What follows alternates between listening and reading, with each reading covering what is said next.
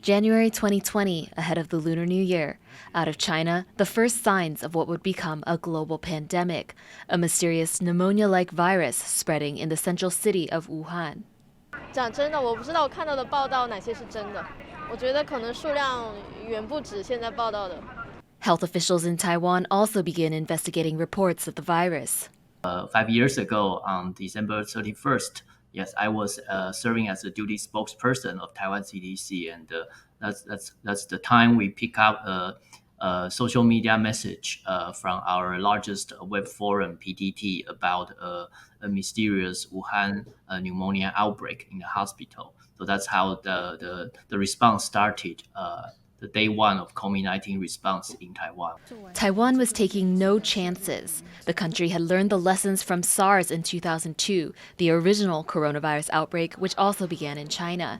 At that time, denials from the Chinese government led to deaths in Taiwan. The government flagged the World Health Organization and required inbound passengers from Wuhan to quarantine. 已经出现了人传人和医务人员感染。 As cases began spreading around the globe, the World Health Organization officially declared COVID-19 a pandemic on March 11, 2020. A pandemic that would infect at least 777 million people and kill at least 7.1 million over the next 5 years.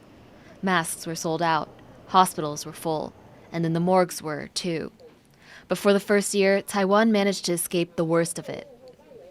I think, Taiwan had being an island nation, there were certain conditions that allowed it to feel more secure. So one of those was that they were able to close the borders, and that brought the number of cases down. But again, in doing that, they also had this sort of false sense of security. Quarantine for inbound passengers, frequent temperature checks, and masking helped Taiwan achieve zero COVID for months, until summer 2021, a year into the pandemic. 各位国人同胞，大家好。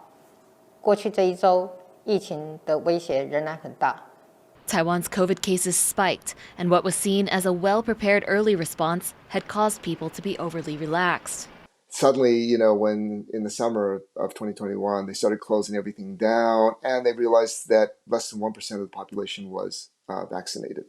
So then there was this big scramble for vaccines, and so that created a problem. Taiwan also faced problems getting vaccines imported once they became available.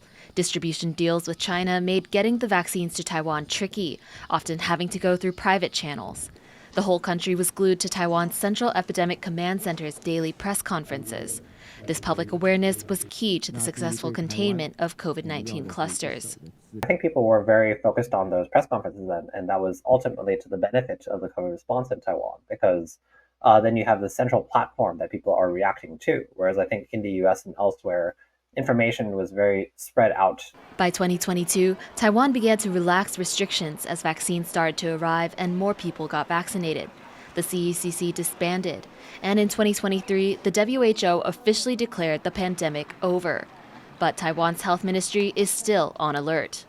Well, I think to most of the people in the world, COVID is over, but for me, as a public health official and a doctor, COVID is never over. And it's with this vigilance and transparency that health officials hope they can prevent greater losses in the likely event of another pandemic at some point in the future.